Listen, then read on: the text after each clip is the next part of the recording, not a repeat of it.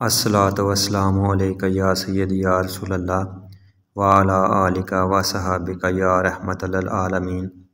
تمام میرے بہن اور بھائیوں کو السلام علیکم۔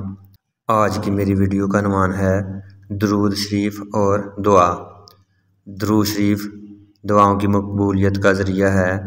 میں آج آپ کو حضور نبی کریم صلی اللہ علیہ وآلہ وسلم کی احادیث کے مطابق اور حضرت عمر رضی اللہ تعالیٰ عنہ کی روایت کے حوالے سے بتاؤں گا کہ درود شریف جو ہے وہ دعاؤں کی مقبولیت کا ذریعہ ہے۔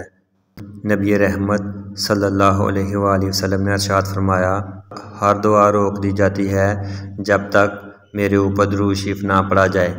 ایک اور جگہ حضور نبی اکرم صلی اللہ علیہ وآلہ وسلم نے ارشاد فرمایا کہ جب تم اللہ سے دعا مانگو تو پہلے درود شریف پڑھ لیا کرو۔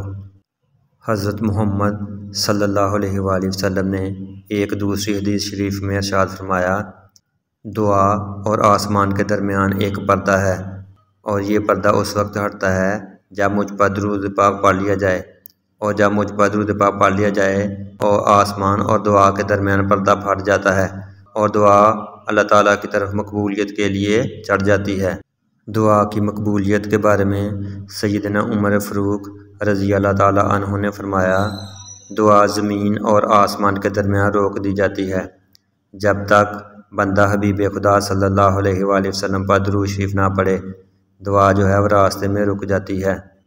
تو دوستو، ان احادیث اور روایات سے معلوم ہوا کہ دعا کی مقبولیت کا ذریعہ صرف اور صرف درود پاک ہے۔ تو کیوں نہ پھر ہم اپنی دعاؤں کو مستجاب قبولیت والی بنانے کے لیے نبی رحمت صلی اللہ علیہ وآلہ وسلم پر کثرت سے درود شریف پڑھیں تاکہ ہماری دعائیں مقبولیت کے لیے بارگاہ خدا میں پہنچ جائیں اور قبولیت کا شرف حاصل کریں۔